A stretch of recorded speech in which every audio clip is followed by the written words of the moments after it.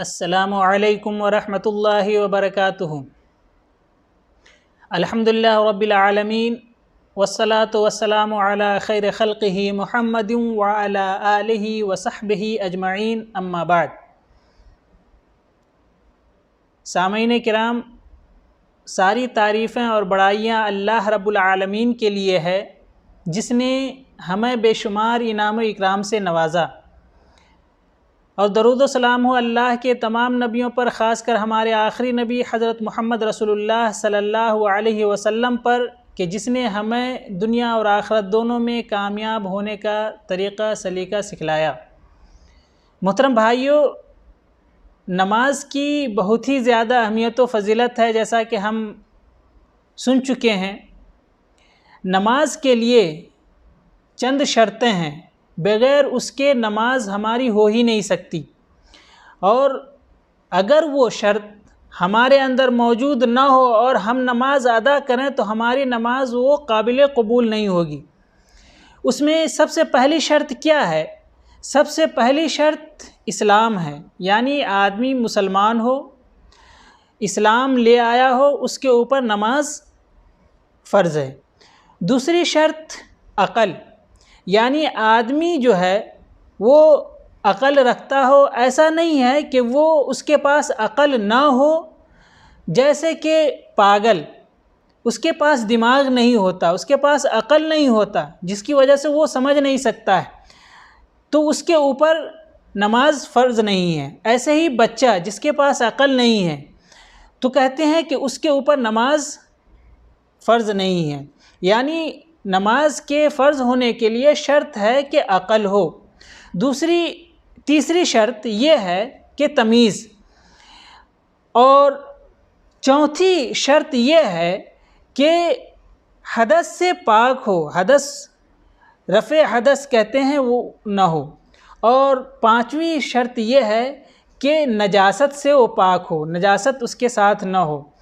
نجاست جیسے کپڑے میں گندگی لگی ہوئی ہو، یا جسم کے اندر گندگی لگی ہوئی ہو، یا جہاں پہ وہ نماز پڑھ رہا ہے وہاں پہ گندگی ہو، تو کہتے ہیں کہ یہ چیز نہیں ہونی چاہیے، بلکہ پاک و صاف ہو۔ اور اس کو دوسرے لفظ میں طہارت بھی ہم لوگ کہہ سکتے ہیں، دونوں کو ملا کر کے۔ اور دوسری شرط کہتے ہیں کہ شرمگاہ کا چھپا ہوا ہونا، جس کو عربی میں ستر العورہ کہہ سکتے ہیں، کہ شرمگاہ کھلی ہوئی نہ ہو بلکہ شرمگاہ جو ہے وہ ڈھکی ہوئی ہو۔ ایسے ہی وقت کا داخل ہونا، یعنی اگر جس نماز کا وقت ہے وہی نماز ہمارے اوپر فرض ہے۔ ایسا نہیں ہے کہ ابھی ظہر کی نماز کا وقت ہے اور ہم ظہر کی نماز کے بدلے عصر کی نماز ہم اس وقت ادا کریں، یا مغرب کی نماز ہم اس وقت ادا کریں، ایسا نہیں۔ دوسرے کہتے ہیں کہ جو نماز ہے وہی نماز اس وقت فرض ہوگی۔ اور ایک کہتے ہیں کہ تیسری شرط یہ ہے کہ استقبال القبلہ، یہ ترتیب نہیں ہے، استقبال یعنی قبلہ کے طرف رخ کر کے نماز پڑھنا۔ ایسا نہیں ہے کہ آدمی کے پاس طاقت ہو، وہ یہ جانتا ہو کہ قبلہ ہمارا اس طرف ہے اور اس طرف منہ کر کے نماز نہ پڑھے، بلکہ دوسرے کی طرف منہ کر کے نماز پڑھے، تو اس کی نماز قابل قبول نہیں ہوگی، بلکہ شرط میں سے یہ پایا جاتا ہے کہ وہ قبلہ کی طرف منہ کر کے نماز پڑھے۔ ایسے ہی نیت کا ہونا، کہتے ہیں کہ جو نماز ادا کر رہا ہو اس کی نیت ہو کہ ابھی ہم ظہر کی نماز ادا کر رہے ہیں، تو اس کے دل کے اندر ہو کہ ہاں ہم ظہری کی نماز ادا کر رہے ہیں۔ ایسا نہیں ہے کہ ظہر کی نماز کا وقت ہے اور وہ عصر کی نماز کی نیت کر لے، تو کہتے ہیں کہ یہ صحیح نہیں ہے، بلکہ جو نماز وہ ادا کر رہا ہے اس نماز کی نیت کرے۔ تو یہ 9 تقریباً شروط صلاح ہیں، یا نماز کی شرطیں جو کہتے ہیں ہم، وہ 9 ہیں۔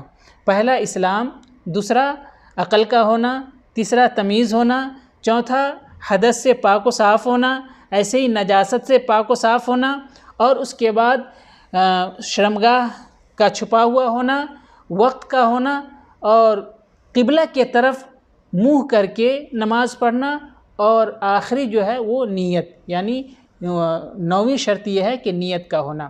آخر میں دعا ہے کہ اللہ تبارک و تعالی ہم تمام لوگوں کو اس کو سمجھنے اور اس پر عمل کرنے کی توفیق عطا فرمائے، آمین۔ وآخر الدعوانا عن الحمد للہ رب العالمین، والسلام علیکم ورحمۃ اللہ وبرکاتہ۔